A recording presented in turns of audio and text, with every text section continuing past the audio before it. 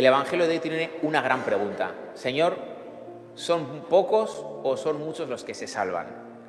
Lo primero, la pregunta tiene una parte que está muy bien, y es que nos preocupa el tema de la salvación.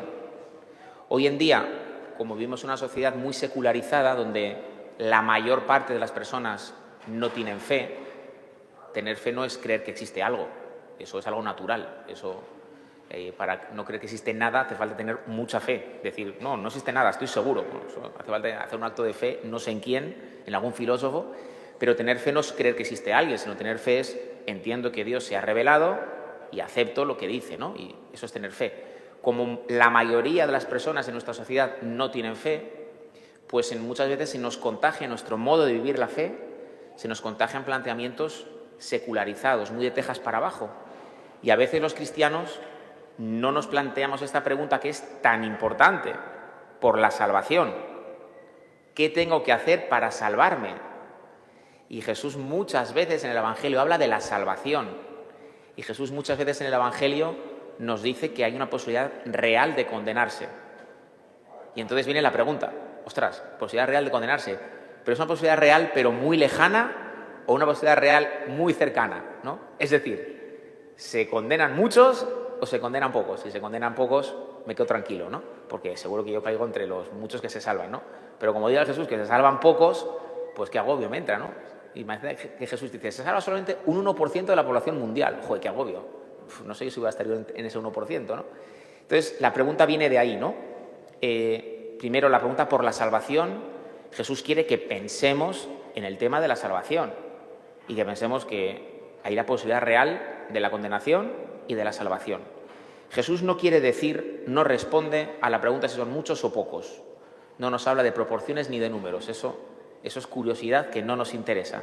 Pero la respuesta de Jesús, ojo a lo que dice. Primero, esforzaos en entrar por la puerta estrecha, porque muchos lo intentarán y no podrán. Muchos lo intentarán y no podrán. Esforzaos.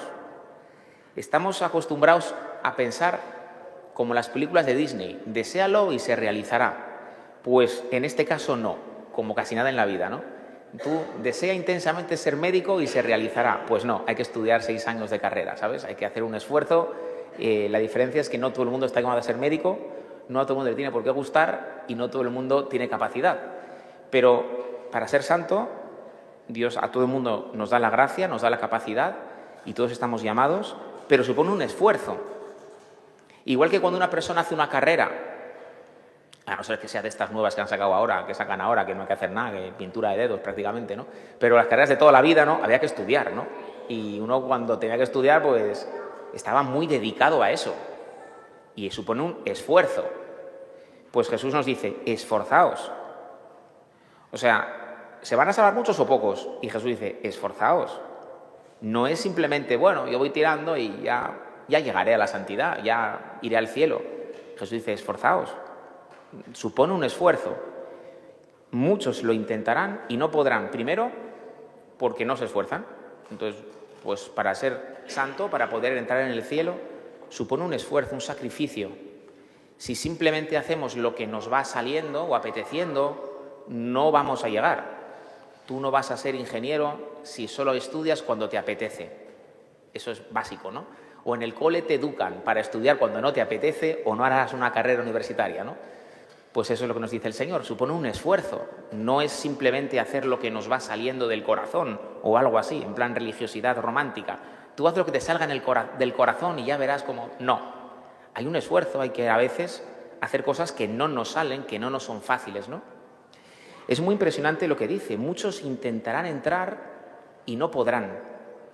Con esto Jesús nos dice también que no solamente es cuestión de un esfuerzo, porque uno que lo intenta se está esforzando, sino que también hay que acertar en el esfuerzo. Para ser santos no basta el esfuerzo humano, hace falta encontrarse con la gracia de Dios. Y esto es importante para saber a dónde dirigir nuestro esfuerzo, porque no basta con esforzarse sin más.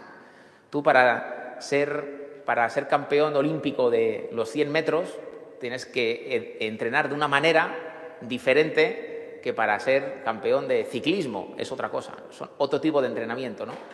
Tú puedes estarte esforzando mucho con la bicicleta, pero es que no, tú vas a natación, entonces no, eso no sirve para nada, ¿no? Y Jesús dice que no solamente es cuestión de esfuerzo, sino que necesitamos la gracia de Dios. Por tanto, ¿dónde tenemos que centrar nuestro esfuerzo? En la salvación. El esfuerzo hay que centrarlo en saber recibir la gracia de Dios. En esto muchas veces hay mucha confusión, porque parece que ir al cielo simplemente es, bueno, tú sé buena persona. Para ir al cielo lo que hace falta es recibir la gracia de Dios. La gracia de Dios no es una varita mágica que, pum, mira, tienes la gracia, ya puedes. La gracia de Dios es amar a Dios. El primer esfuerzo tiene que ser amar a Dios. La gracia se nos comunica por el amor a Dios. Cuando uno ama a Dios y se abre la amistad con Él, recibe la gracia. Por tanto, el primer esfuerzo del cristiano es acercarse a Dios. Dice, muchos intentarán entrar y no podrán. Claro, si no tienes la gracia de Dios, si no tienes lo necesario para convertirte, no lo vas a conseguir. Estás esforzándote en la dirección equivocada. Oye, yo es que no voy a misa, pero hago mucha solidaridad. Yo no sé si se va a salvar o no, porque yo no soy el juez de nadie. Pero Jesús dice que hay que esforzarse por entrar en la puerta estrecha. Y Jesús dice en otro pasaje, yo soy la puerta. Es decir, hay una puerta. Tú puedes esforzarte por ir por otros sitios, esforzarte en ser solidario, que es bueno. Pero la salvación está en entrar por la puerta, no en otra cosa. La salvación no es hacer bien tu trabajo, la salvación no es ser buen padre, la salvación no es ser solidario, todo eso está bien. Pero la salvación es entrar por la puerta. Y el Señor nos ofrece la puerta es Él. Tenemos que acercarnos a Él. Para salvarnos, el principal esfuerzo es acercarnos a Dios. Y Dios, claro que después con su gracia nos va a mover a ser solidarios, nos va a mover a ser buenos padres, nos va a mover a ser buenas personas. Pero no basta con querer ser buenas personas, necesitamos unirnos a Dios, ¿no? Y por eso dice, ¿no? Que muchos se esforzarán en entrar y no podrán, ¿no? Lo siguiente es que el Señor está muy interesado en nuestra salvación y por eso Él habla con mucha claridad. Yo, cada vez que leo el Evangelio, más pienso lo de que yo no me atrevería a hablar así. O sea, mi homilía siempre va a ser más light que el Evangelio, ¿vale? Lo importante es que escuchéis el Evangelio. La homilía, bueno, es lo de menos. Lo menos importante de la misa es la homilía, ¿vale? Lo importante es leer el Evangelio, pero es que es increíble. Fijaos cómo habla durísimo, ¿no? Dice, cuando el amo de la casa se levante y cierre la puerta, os quedaréis fuera. O sea, a los oyentes les pone para que se imaginen que se quedan fuera. Os quedaréis fuera y llamaréis a la puerta. En segunda persona lo dice. Y diréis, Señor, ábrenos. Y Él os dirá, no sé quiénes sois. Lo pone en segunda persona para que nos imaginemos que esto nos puede pasar y que por tanto nos salga a esforzarnos. Santa Teresa de Jesús, una gran mística, como sabéis, que tuvo aquí éxtasis, revelaciones, se le apreció el niño Jesús. Un día se le encontró el niño Jesús en la escalera del convento y dijo, uy, ¿qué hace un niño en el convento? ¿Tú quién eres? Y dijo, soy Jesús de Teresa. Qué gracioso el niño, ¿no? Era el niño Jesús. Porque ella, pues no, el niño le dice, ¿y tú? Y dice, yo soy Teresa de Jesús. Pues yo Jesús de Teresa, el niño Jesús, que se le aparecía, ¿no? Pues en medio de todas esas gracias místicas, ella dice, una de las mayores gracias de mi vida, dice ella, fue una visión que tuvo en la que ella se veía en el infierno. Se despertó muy asustada de la visión, ¿vale? Se veía condenada. Y dice, desde ese día no hay esfuerzo que me parezca grande por la santidad. Todo se me hace poco. O sea, ella se vio en el infierno, sufriendo allí, ¿no? Con la desesperación. Dice, desde ese día no hay esfuerzo que me parezca grande para hacer por Dios. Y dice, no hay esfuerzo que me parezca grande para ayudar a que otro se salve, ¿no? Y Jesús habla durísimo, ¿no? Y dice, cuando veis a todos los profetas en el reino de Dios y vosotros os veáis arrojados fuera. Con esto Jesús no quiere decir que te vayas a condenar, pero quiere que lo pensemos. Oye, que igual nos condenamos, ¿no? Y necesitamos la gracia de Dios. Este es el sentido que tiene también precioso, una vez más, lo importante es leer las lecturas, no escuchar la homilía, lo que dice la segunda lectura, ¿no? Cómo el Señor intenta corregirnos. Si fuéramos solos, sin la gracia de Dios, nos equivocaríamos. Y la gracia de Dios nos corrige y dice, hijo mío, no rechaces la corrección del Señor.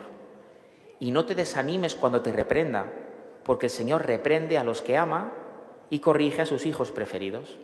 La gracia de Dios nos va corrigiendo, hace que no hagamos lo que nos saldría naturalmente, sino que nos corrige, y la gracia de Dios nos quiere ir orientando, ¿no?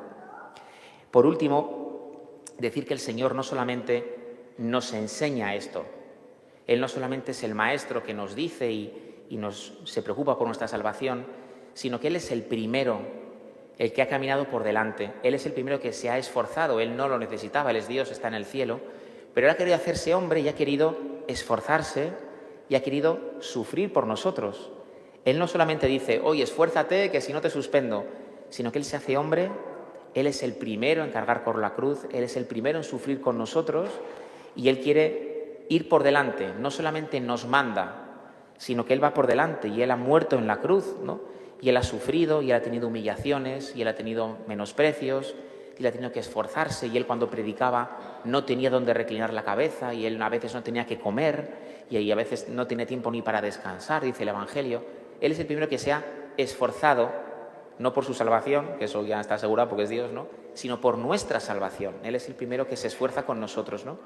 Pues ojalá que estas lecturas de la Sagrada Escritura nos ayuden a caer en cuenta que tengo que esforzarme, tengo que ponerme a ello, no simplemente tengo que ocuparme de muchas cosas y la salvación la doy por supuesta porque Dios es muy bueno, sino que Dios es muy bueno y por eso nos da su gracia para corregirnos, para orientarnos, para ayudarnos a arrepentirnos de nuestros pecados, para redirigir nuestra vida, es decir, para convertirnos, cambiar nuestro modo de ser para poder ir en la dirección adecuada. Pues pidámosle al Señor humildad, como dice la segunda lectura, para aceptar la corrección del Señor, para no desanimarnos ante nuestro propio pecado, sino aceptar con agradecimiento y con humildad la gracia de Dios que quiere reorientarnos, corregirnos y llevarnos hacia el cielo.